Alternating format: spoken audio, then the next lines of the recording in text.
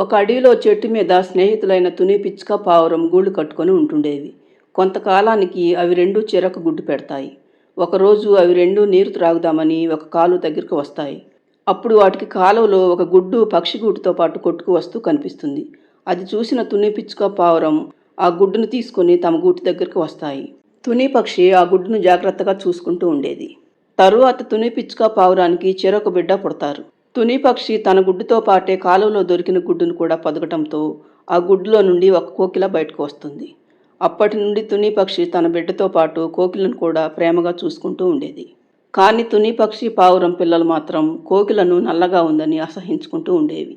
ఒకరోజు తుని పక్షి పావురం పిల్లలతో పాటు కోకిల కూడా బయటకు వెళ్తుంది. దారిలో వాటికి వాళ్ళ స్నేహితురాలైన మరొక పక్షి కనపడి బుజ్జి పిచ్చుకతో మాట్లాడుతూ ఉంటుంది.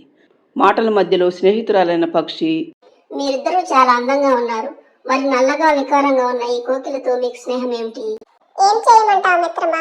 ఈ కోకిల పుట్టక ముందు గుడ్డుగా ఉన్నప్పుడే మా అమ్మకు కాలువలో దొరికిందట.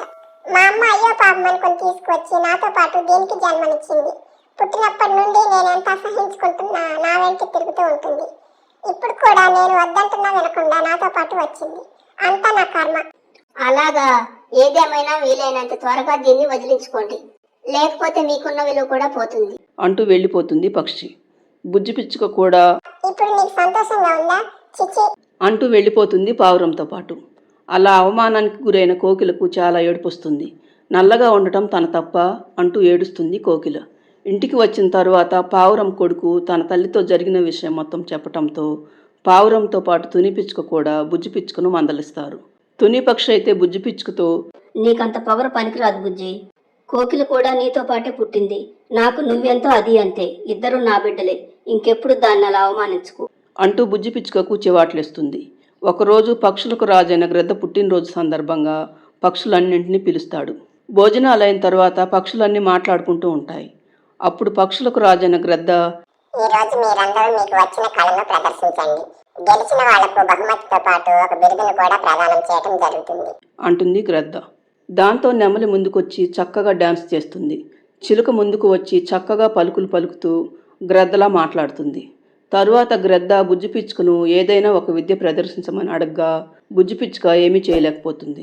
అప్పుడు తుని పిచ్చుక, అమ్మ కోకిల, నీకొచ్చిన విద్యను నువ్వు ప్రదర్శించమ్మా అనగానే కోకిల గొంతు సవరించుకొని అద్భుతంగా పాడుతుంది. కోకిల పాటను వినగానే అక్కడున్న వాళ్ళందరూ మైమర్చిపోతారు. మహారాజు గ్రద్ద మాత్రం, శబాస్ కోకిల, నీ గొంతు పాట అద్భుతంగా ఉన్నాయి. నేను పెట్టిన పోటీలో నువ్వే గెలిచావు. అన్నట్లుగానే నీకు ఒక చక్కని ఇల్లు కట్టిస్తాను. అంతేకాదు, ఇక నుండి నీకు గాన కోకిల అనే బిరుదును కూడా ఇస్తున్నాను. నాతో పాటు పక్షులన్నీ ఇక నుండి నిన్ను ఎంతో గౌరవంగా చూడాలని ఈ సందర్భంగా నేను చెబుతున్నాను అంటుంది గ్రద్ద.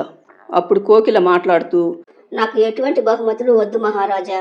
నేను మా అమ్మతో చెల్లితో నా స్నేహితులైన పావురంతో ఉండటమే నాకు ఇష్టం. నేను ఎప్పటికీ మా అమ్మ వాళ్ళతోనే ఉంటాను అంటుంది కోకిల. కోకిల మాటలు విన్న బుజ్జి పిచ్చుక సిగ్గుతో తలదించుకుంటుంది. ఇంటికి వచ్చిన తరువాత, నన్ను క్షమించు కోకిల. ఇన్ని రోజులు నేను అందంగా ఉన్నానని, నువ్వు నల్లగా ఉన్నావని ఎప్పుడూ నిన్ను అవమానిస్తూ ఉండేదాన్ని.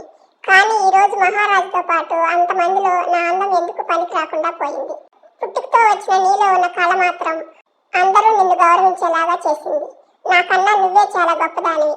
అందుకే నేను ఎంత అవమానించినా నువ్వు మాతో పాటే ఉంటానని చెప్పావు. ఇప్పటి నుండి మనం నిజమైన అక్క చెల్లెల్లా ఉందాం అని బుజ్జి పిచ్చుక అనటంతో కోకిలతో పాటు తుని పిచ్చుక పావురం కూడా చాలా సంతోషిస్తాయి. ఫ్రెండ్స్, ఈ స్టోరీ నచ్చితే లైక్ చేయండి, ఛానల్ను సబ్స్క్రైబ్ చేసుకోండి.